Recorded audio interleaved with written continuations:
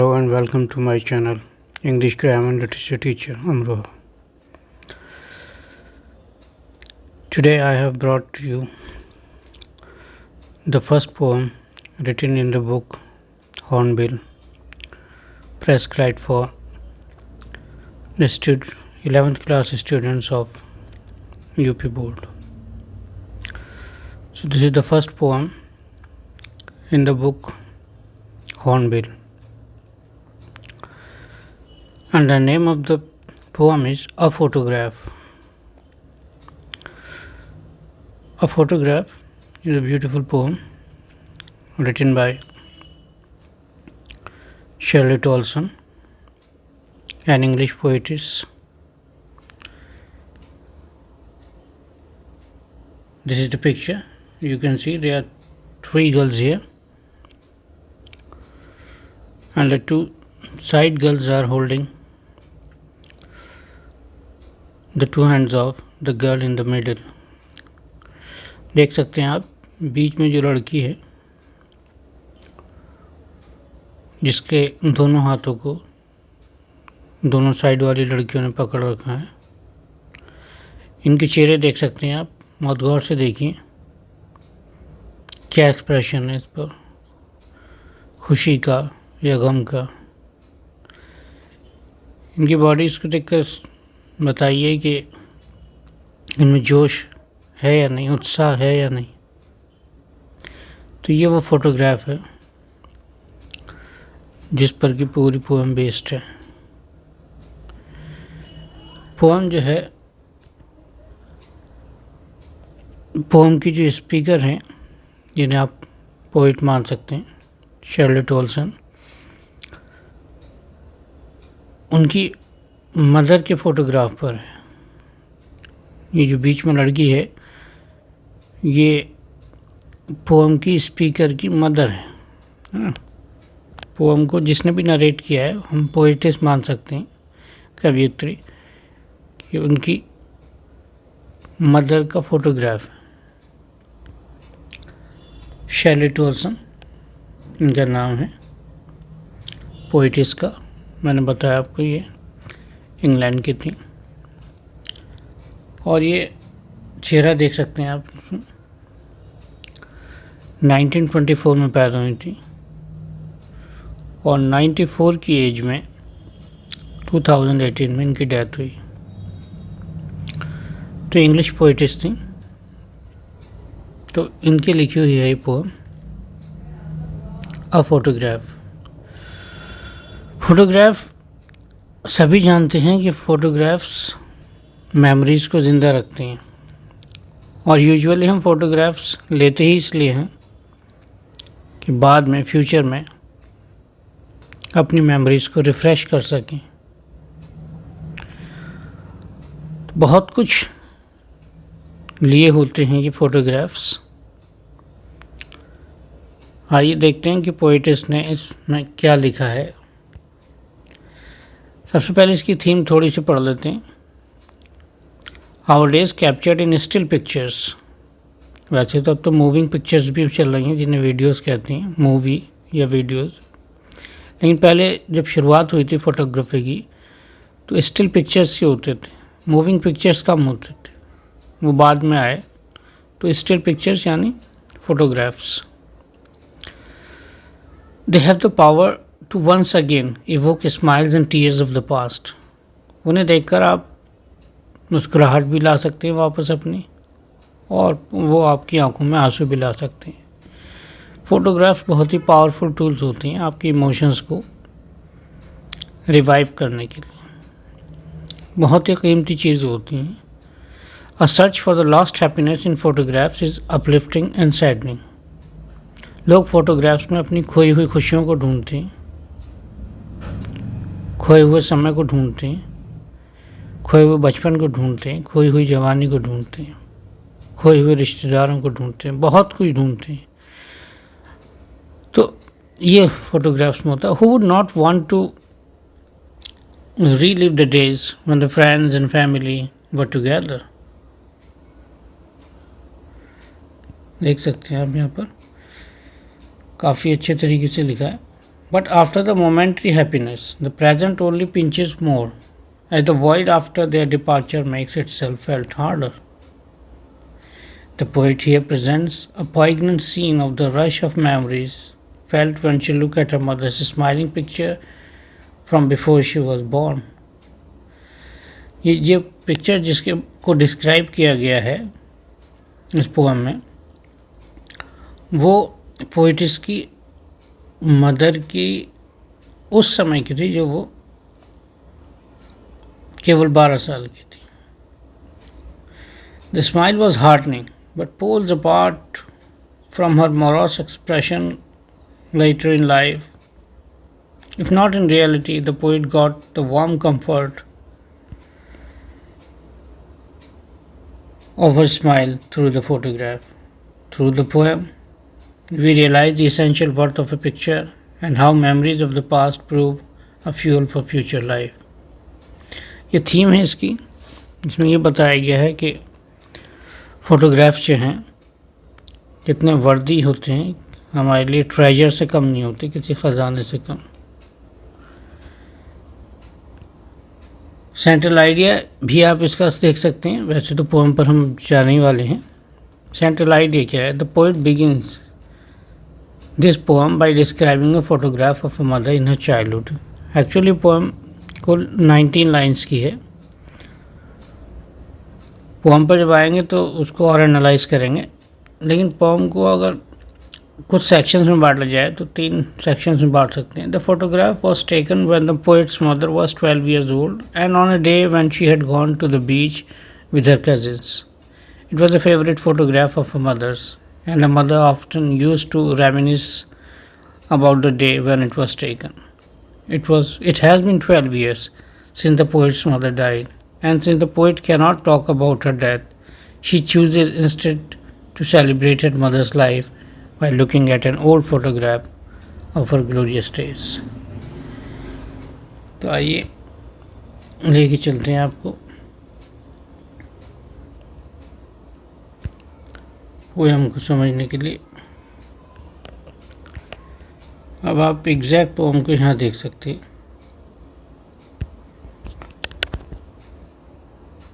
ये आपके सामने पोएम की शुरू की लाइन्स है. यहाँ से पोएम शुरू होती है. The cardboard shows me how it was when the 2 girl cousins went paddling, each one holding one of my mother's hands, and she, the big girl, some 12 years or so. इसमें देख सकते हैं आप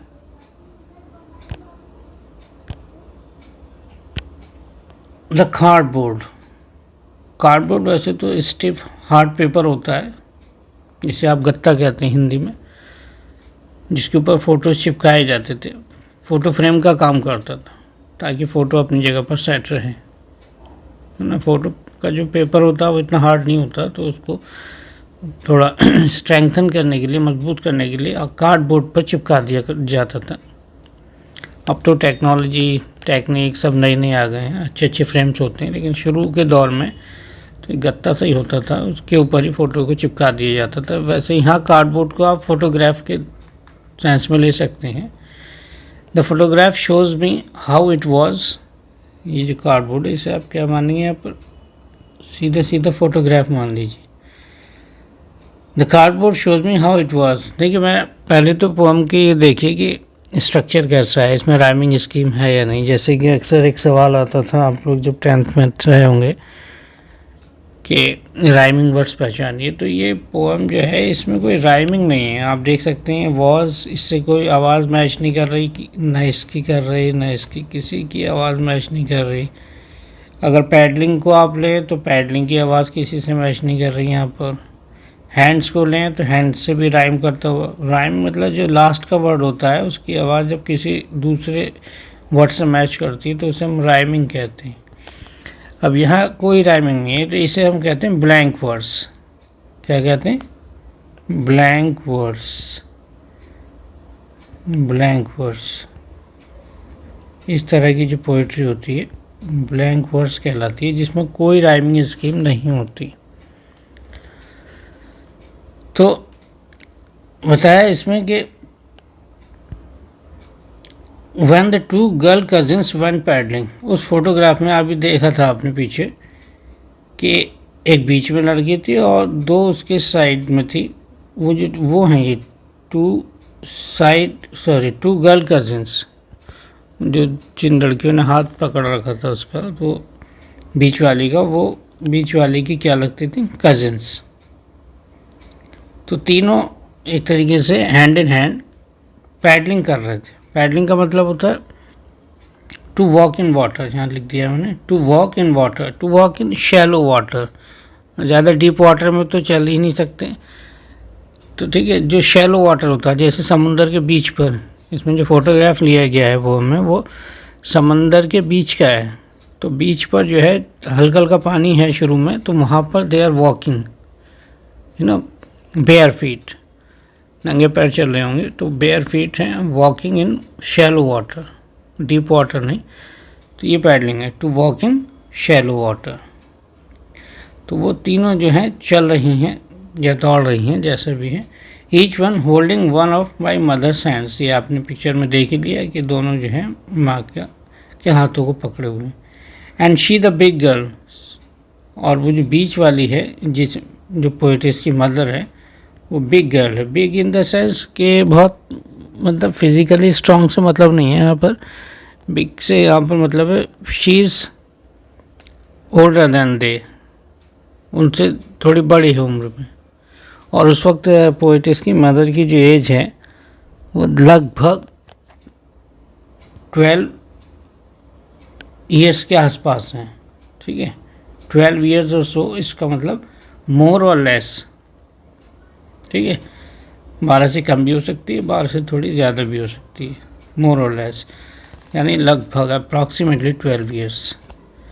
तो ये है शुरुआती उसमें। अभी इसमें तो सिर्फ डिस्क्राइब किया है फ़ोटो को कि फ़ोटो कहाँ पर लिया गया है, सी बीच पर, ठीक है। और उसमें पिक्चर में 3 लोग हैं, एक मदर है और साइड में उसकी 2 कजिन्स हैं, और वो क्या कर रहे हैं, they are enjoying the sea beach, they are walking and they are very cheerful, very happy.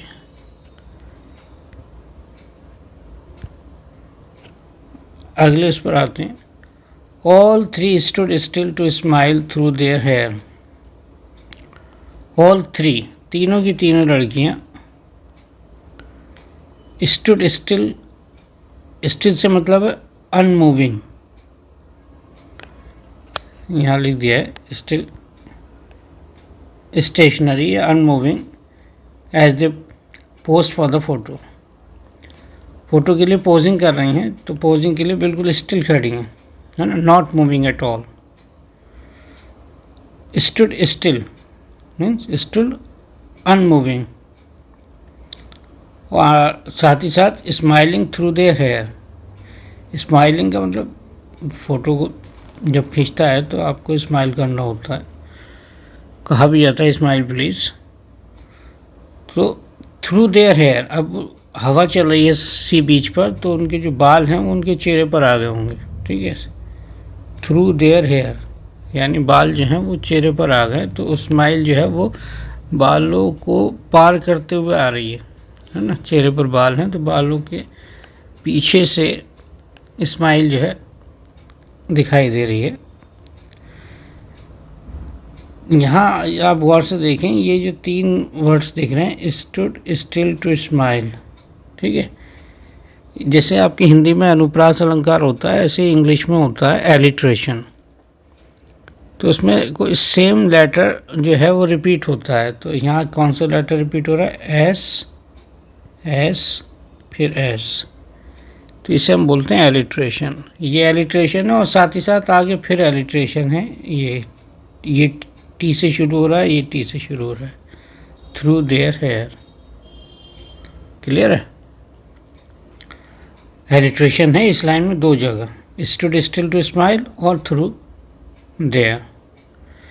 तो चेहरे पर बाल हैं और मुस्कुराहट जो है वो बालों को पार करते हुए आगे आ रही है, और इनकी जो पोजीशन है वो कैसी है, स्टिल, बिल्कुल स्थिर है।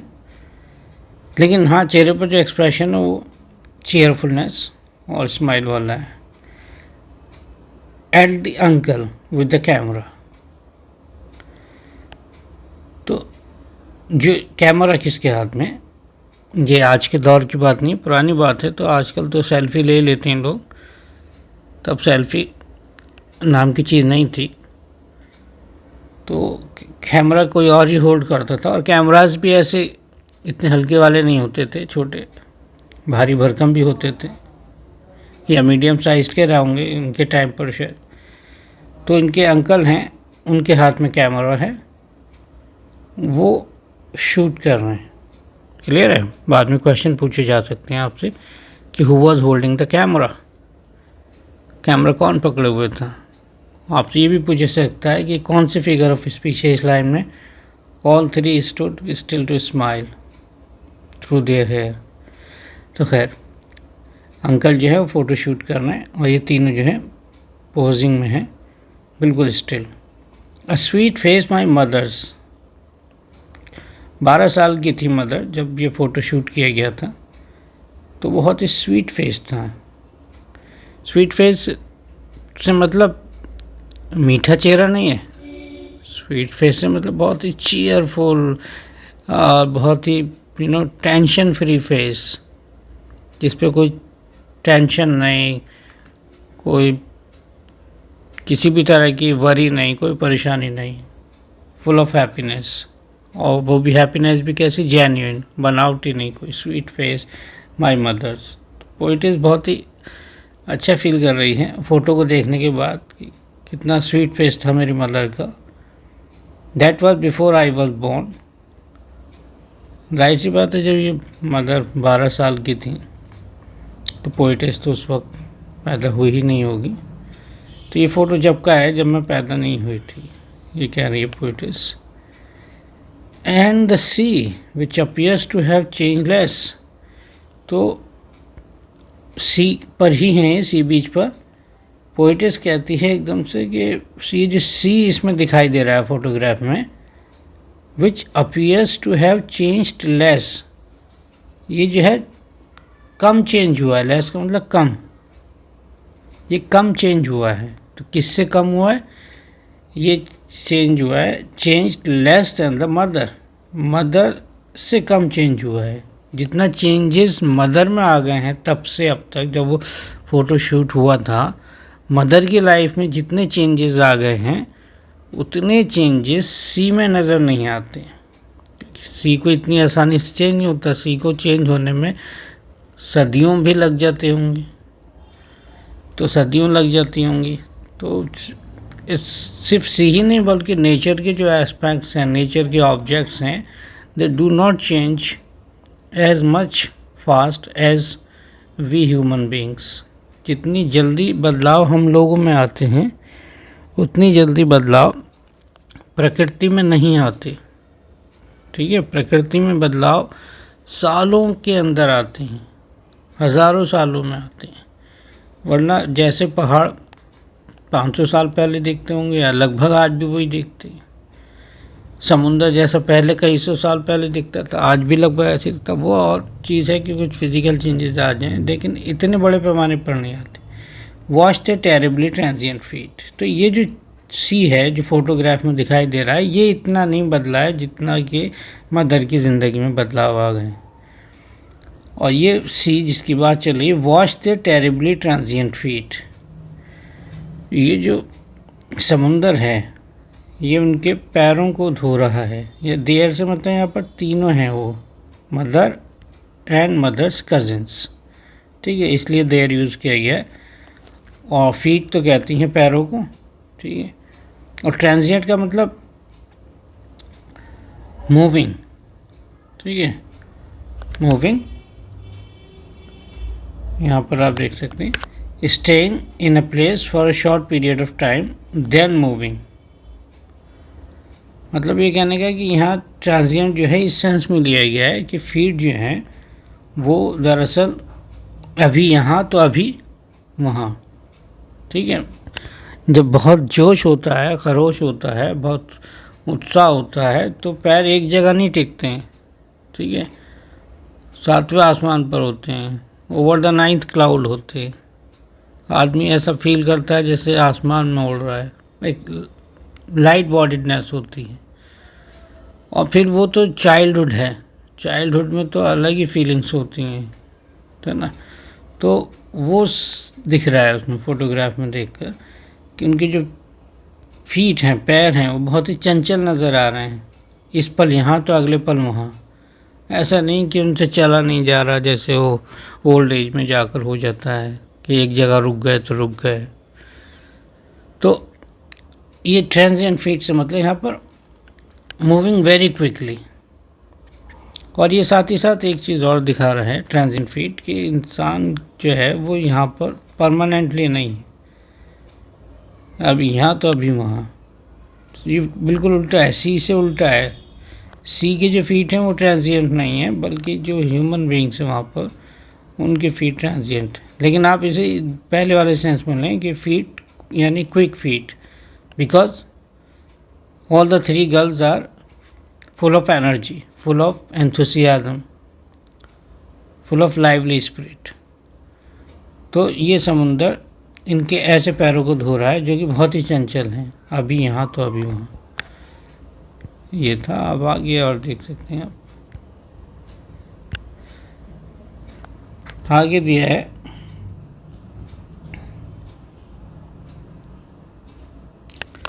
some 20 or 30 years later she would laugh at the snapshot। पोइटिस कहती हैं कि जिस एज में वो फ़ोटो लिया गया है मदर का, यानी लगभग 12 साल की एज में फ़ोटो खींचा गया था वो, तो उसके लगभग 20-30 साल के बाद मदर जब उस फ़ोटो को देखती थी, राइट बात है, पोइटिस के सामने देखती होंगी, अब तो पोइटिस हो चुकी होगी, तो अगर मदर उस वक्त 12 की थी तो अगर 20 माने तो अब मदर 32 की होंगी, और अगर 30 को लेते हैं तो 42 की होंगी।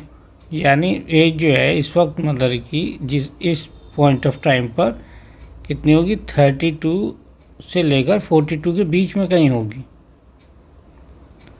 तो जब फ़ोटो खींचा गया था तब 12 ईयर्स की थी। उसके 20-30 साल के बाद मदर जब उस फ़ोटो को देखती थी, स्नैपशॉट भी वही है, फ़ोटो आमतौर से स्नैपशॉट वो होता है जो एक जल्दी से खींचा जाता है, तो खैर जब स्नैपशॉट को देखती थी तो हंसती थी और बताते थे पोइटिस को, see Betty and Dolly she would say, and look how they dressed us for the beach. तो उस फ़ोटो को देखने के बाद मदर अपनी कज़िन्स के बारे में कहती थी कि देखो इस फ़ोटो में, देखो बैटी और डॉली को कैसे तैयार होकर गई थी बीच पर। तो उनकी ड्रेस को देखकर, उनके अंदाज को देखकर ये हंसती थी, बहुत ही स्वीट मेमोरीज थी। तो उनकी हंसी उस फ़ोटो को देखकर वापस आ जाती थी। अदरवाइज़ लाइफ में तो चेंजेस आ ही गए होंगे, पता नहीं किस किस तरह के, लेकिन वो फ़ोटो जो था उनकी मुस्कुराहट को वापस ले आता था। तो ये काम होता है फ़ोटोग्राफ्स का, पुरानी मेमोरीज़ को रिफ़्रेश कर देना और उससे जुड़ी हुई फीलिंग्स को भी दोबारा से जगा देना। तो बहुत खुश होती थी मदर उस फ़ोटोग्राफ को देखने के बाद, और जब वो खुश होती थी तो पोइटिस उनकी खुशी को देखकर खुश होती थी। The sea holiday was her past. Mother जो थी उनका एक पास्ट बनकर रह गया था वो सी हॉलीडे, यानी जब वो सी बीच पर गई थी, वो वकेशन, वो हॉलीडे मदर के लिए यादगार तो था ही, लेकिन उनके अतीत का हिस्सा था। शायद वो बाद में कभी इस तरह से अपनी लाइफ को एंजॉय नहीं कर पाई, तो इसलिए वो उस फोटोग्राफ को देखकर ही खोई हुई खुशी को दोबारा से महसूस कर लिया करती थी। और जहाँ तक पोएट के पास की बात है तो माइन इज़ हर लाफ्टर। मेरी मदर का जो पास्ट है वो तो सी हॉलीडे है,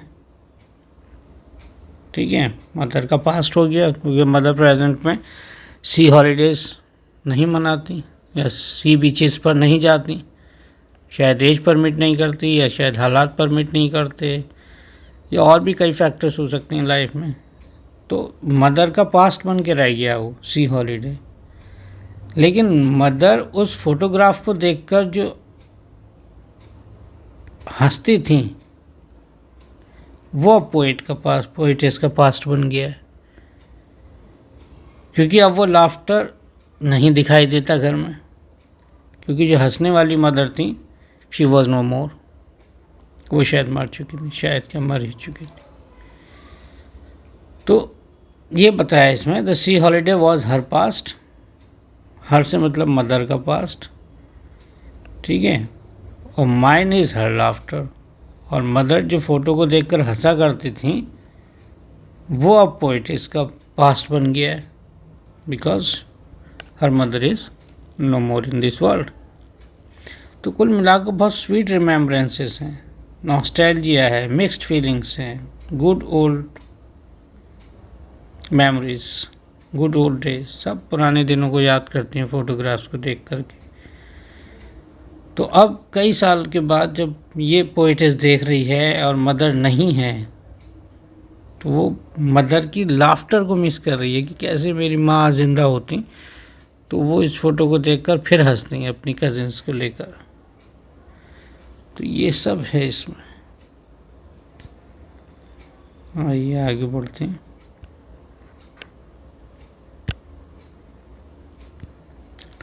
Both Rai, with the labored ease of loss, and now she has been dead nearly as many years as that girl lived.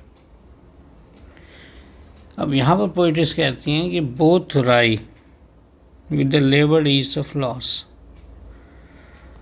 both से मतलब मदर का पास्ट और पोइटिस का अपना पास्ट।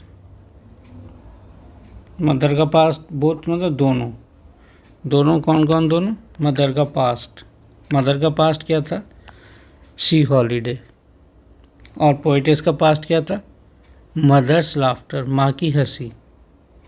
ठीक है, मदर अब हॉलीडेज़ पर नहीं जाती थी जिस टाइम वो फ़ोटो देख रही हैं, तो वो बहुत मिस करती थी सी को, और ये जो पोइटिस है ये सी को मिस नहीं कर रही, ये अपनी मदर की लाफ्टर को मिस कर रही है, माँ की हंसी को।